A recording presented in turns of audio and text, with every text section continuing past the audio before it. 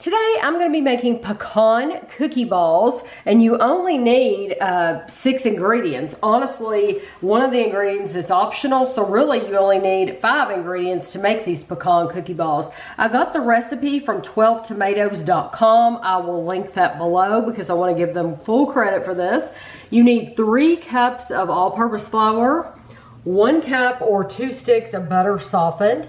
You need half a cup of sugar, 1 cup of pecans chopped, 1 cup of powdered sugar. That is what is optional, so you don't have to have powdered sugar, but I'm going to use powdered sugar, and you want to put it in a Ziploc bag.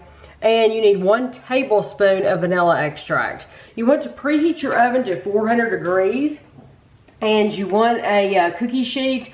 I'm using parchment paper just so that I don't have to worry about cleaning or anything like that. So what you want to do is basically take all your ingredients except for your powdered sugar and combine them all in this bowl using a fork.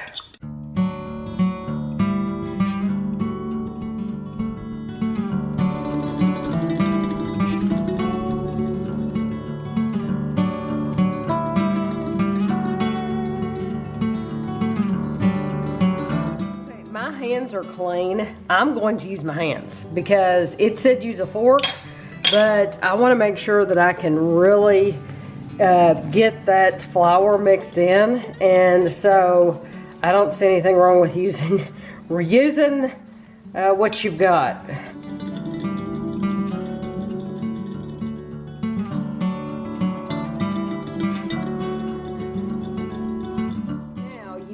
You're going to end up using your hands anyway. I guess you could use a cookie scoop if you want them all uniform, but you basically want to put them in 1-inch balls, which I'm really bad about sizes. I'm going to try to get them all about that size, and you see they stuck together really well, and then put them on your parchment paper.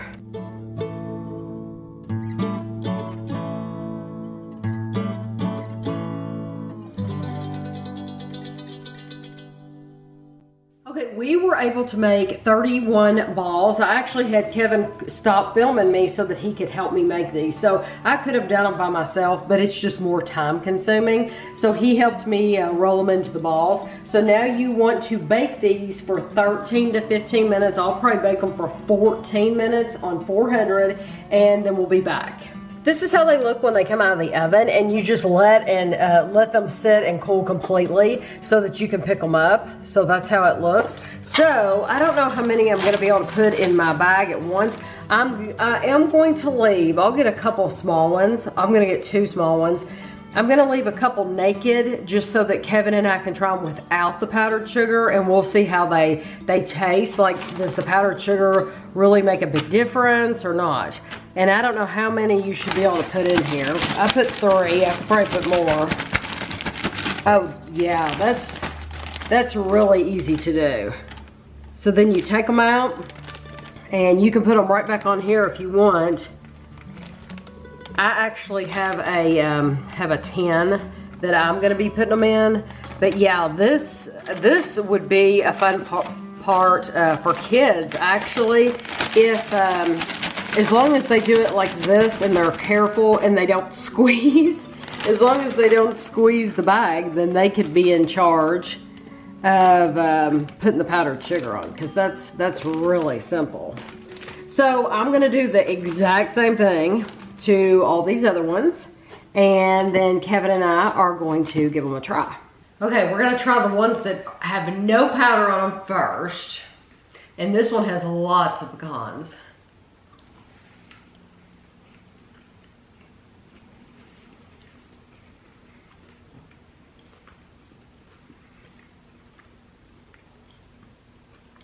Full of pecans. They are. They're very crumbly. Mm-hmm. They're a little dry. Yes, they are a little dry.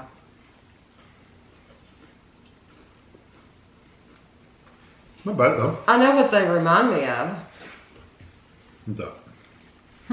I ate the whole one. Kevin ate half.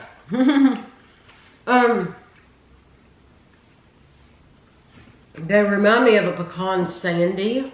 Yeah. But they don't have as much butter flavor. Like that shortbread flavor. Mm-hmm. They're missing that shortbread flavor. Mm-hmm.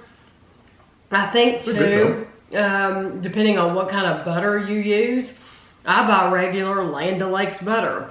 I think if you use like Kerrygold butter, I think that's going to make the taste even better. Mm-hmm. Not that there's anything against Land O'Lakes, that's what we buy. But I do think it's really good. It is good. It's a little dry, like I said. But beyond that, it's got a good flavor to it. Well, I'll wait until I try one of these. Yeah. There's lots of powdered sugar on these. Yes. So that's what I was gonna pull that towards me. Yes, I'm sure I'm gonna get this all over my face. I'm gonna knock off some of it.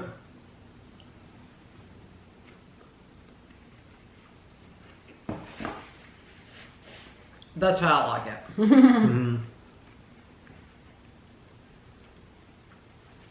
And you would think that would make it more dry, but I don't feel like it did. No, it didn't make it more dry. The only thing it did was add a little sweetness to it, which it needed. Sweetness. Yes, it needed it. These are good. I like these. These remind you a little bit of a wedding cookie, but they're not as hard and crispy as a wedding cookie. They're more crumbling. I told Tanya before we came over here, I said these would be neat if you added a couple drops of almond oil, almond extract. I still think that. After trying them, I think just a couple drops of almond extract in there, just give it a little bit of a cherry kind of flavor in there, that would be really, really good. I think that would be excellent. You just would need to experiment, because almond extract is one of those things where you can go overboard really, really easy. And I wouldn't add much. You wouldn't need, but I mean, I think for a whole Bakewell tart, we only use like 1/4 of a teaspoon. I mean, it's nothing. So you would just need a little bitty bit. But I like them both ways, but I like them 10 times more with the powdered sugar. Yeah, it just makes them sweeter. I think you should plan on using powdered sugar. The recipe said optional, but I think it not only... I mean, it is optional, but it's not as enjoyable. Right. And it adds to the prettiness factor, too. This makes them look prettier and more festive. And like if you have any indentions where you're making them into balls, the powdered sugar covers up all those sins, and so you don't see any of that. But it tastes terrific. I like those better than wedding cookies, because wedding cookies are a harder, crisper cookie normally, and these are so soft that I like these more. Yeah, I do too. And it was easy, so easy to make those. Didn't take hardly any time at all. It takes a little time to put them into balls. Yeah, that's the longest part, is how long is it going to take you to roll these into balls, and that's the longest part of it. But I mean, you could do this with kids or anything. This is the perfect recipe to do, like if a kid's baking for the first time. This would be a good place to start, I think. Yeah, because once you mix it up, they can take it in their hands and squish them into balls. All kids have played with Play-Doh. Yes, exactly. And then they could even do the powdered sugar. So I think this is the perfect recipe for a kid to do. Yeah, I do too. So I hope you enjoyed the video. Like I said, if you're interested in the written instructions, I will link below to 12tomatoes.com. It printed out really nicely, so you can print it out just like this too.